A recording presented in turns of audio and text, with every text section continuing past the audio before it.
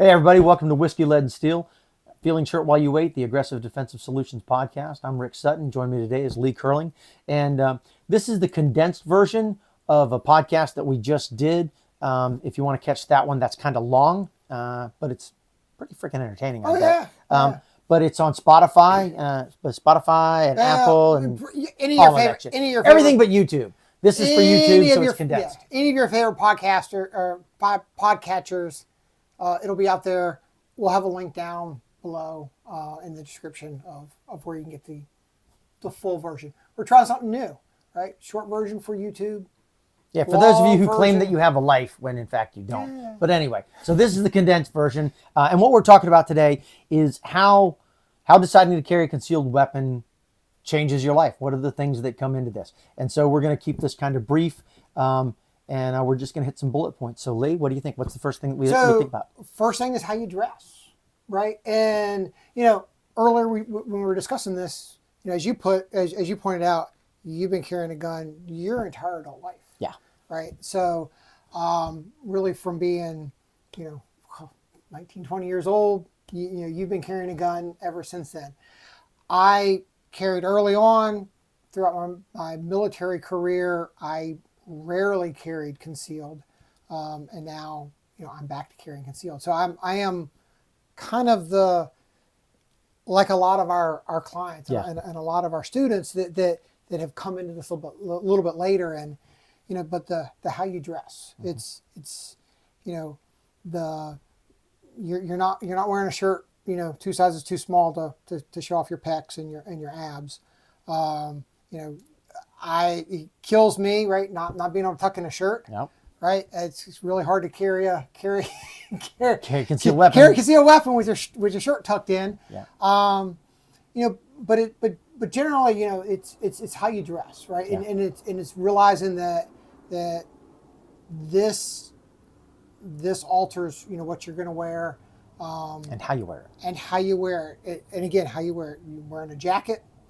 Zipping your jacket up makes it really kind of difficult in order to get to your gun. Yeah. So, and then the same thing goes for women. Yeah. Right. It's the same thing. Is if you're wearing typically extremely tight dresses or clothing, it's really kind of hard to conceal a weapon in there. Right. Yeah. You may be wearing it. You joked about the cocktail dresses on the podcast, but you might be more likely to get away with carrying one as a woman in a garter rig. In a garter rig than you would in a But if you're wearing a bodycon dress, you're probably not going to get away with carrying a concealed weapon. Probably so not. It's those things along the lines there. Dealing with printing and those types of things. So. Yep. So, next thing we had on the list, because we made a list so we could be quick with this. Yeah. So how you conduct yourself in social settings and social situations. Yeah, that's one of the things. If you're carrying a gun, are you going to go to the club? Yeah. Are you going to go to the club and go drinking? Not if you're smart. Are you going to go someplace that might be a little sketchy? It's probably not a good idea, because if you're carrying a gun and you put yourself in a position where you have to use that gun, you're going to have to assume responsibility for that, right? Mm-hmm. So, me personally, I don't go out and have a couple of drinks with dinner. I might have a drink with dinner, but typically, if I want to have a drink, if I want to enjoy a drink, I enjoy a drink at my house or somebody else's house, where I'm not going to have to worry about whether or not I have to make a decision after I've already, put something in my system that's going to inhibit it. And then the other thing is, when you go someplace, where you sit, how you sit, right? I am not personally, I don't like to sit at the bar. Because if I'm sitting at the bar, I've got my back to the room, and now I can't see what's behind me. And if I'm carrying a gun because I want to be safe, then I want to be able to see what's going on. It's all about situational awareness. We roll back into the Cooper Color Code. You can't be in condition yellow if you don't know what's going on around you. Right. So there's that. So what's next? Yeah. Well, I think you kind of rolled into it, right? Oh, sorry about that. Well, no. I mean, talking about the Cooper color code, right? Yeah. You know, that force continuum, Mhm. right? It's the kind of the combined aspect of that combat continuum and the situational awareness. And as you put it, right, if you're walking in and you're sitting down at the bar, right, you got the back to your room, you're not in the fight, No. right? Which really goes into that being constantly aware of your surroundings, right, when you're out, if you're carrying a gun, because you cannot go from white to black. You can't go white to red. You Well, find yourself- I'm sorry, white to go red, right? You're going to go white to black. Yeah, that's what's gonna Thanks. happen. Yeah, You're but welcome. right, but you're not going to go from white to red. And you know, we in the longer version, you know, we really kind of dove down the rabbit hole of Making of that tunnel vision Yeah. that happens. And while you go from white and you go to black with a gun in your hand, and you panic and you can't do anything, that's bad. Yeah. What's worse is you go from white to black with a gun in your hand, and you have tunnel visioned, and you have discounted everything else that's discounted out there. all of the other patrons that are in the facility you are, the place that you are. Suddenly you let a round loose at your target, and you shoot little Susie Durkins that goes and runs in front of you because, oh, I didn't realize she was there. Yeah. Right? I didn't know she was there. That's worse than panic and not pulling the trigger. So that situational awareness, I think, is probably one of the biggest, you know, aspects. Yeah. You know, Because you really got to be vigilant if you've decided to carry a gun. Yeah. So physical fitness abilities, you know. Yeah. So, you know, we talk about the fact that it's gunfighting. Gun's just the adverb. Fight's the verb. So it's a physically demanding instance. You're dealing with adrenaline. You're dealing with all the things that go into that. But it's a fight. And so you need to understand your limitations, and you need to understand your capabilities. And limitations are just as important as capabilities. And you need to be honest with yourself. You need to do some soul searching, right? Because you don't have to be a gym rat. There's no requirement that you be a gym rat. And being a gym rat is not necessarily going to keep you alive in the fight. But it certainly isn't going to hurt. But to be able to understand where you are and what your capabilities are, I tell people all the time, hey, do jumping jacks till failure, and then do push-ups to failure immediately following that. That'll give you a pretty good indicator of what your level of physical fitness is from a immediate cardiovascular and throwing hands issue. And then that helps you in the decision making. So you go, this 19-year-old dude grabbed me, and I know for a fact I have 38 seconds before I'm gassed. Right. At second 28, I decided this is where we're going with this. So, but you got to be able to understand that, to articulate it. And if you can't understand it and you can't articulate it, then you can't put it to use. Yeah. So, weapon proficiency. Yeah. Right. I don't know that we harped on this before, but we had definitely harped on it on other podcasts. But you are responsible for every round that exits out the barrel of your weapon.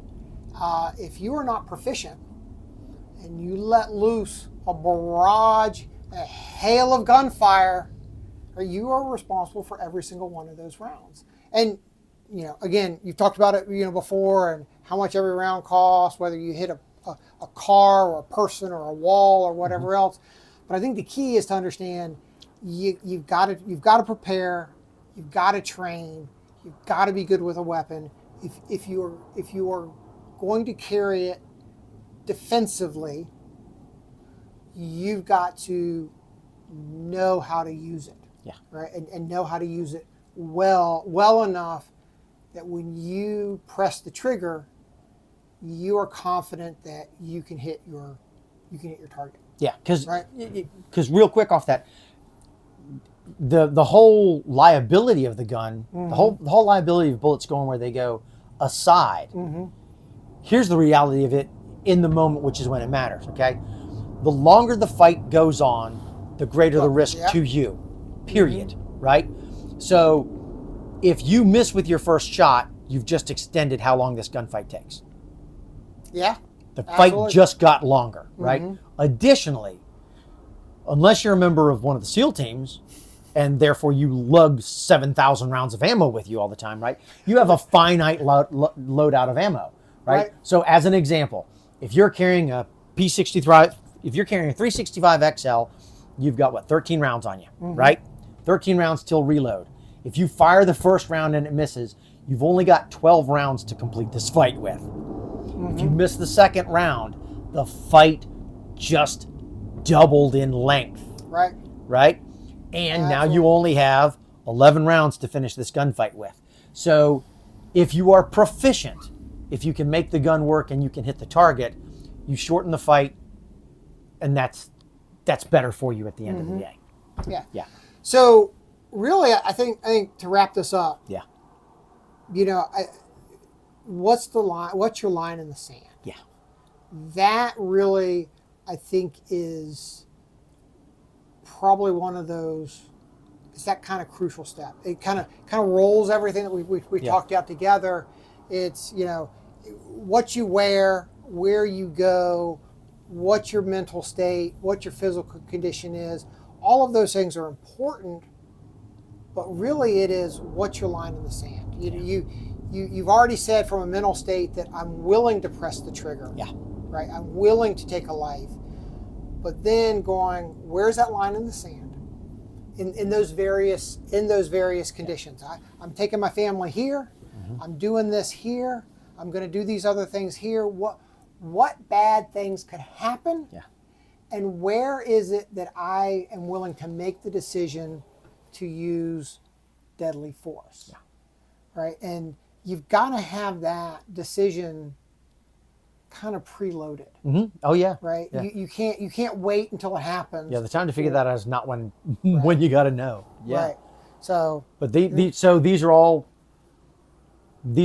the things that should change in your life if you've decided to carry a gun for defensive purposes. And if you have gotten your concealed weapons permit and you've gotten your gun, and then you have ignored all of the things that we just talked about, you have set yourself up for a horrific amount of failure. it's your right. Because it is your right. Just because you can do something doesn't mean that you should do something. Where have I heard that before? Absolutely. So, any alibis? No, I think we're good. We didn't hurt anybody's feelings. No.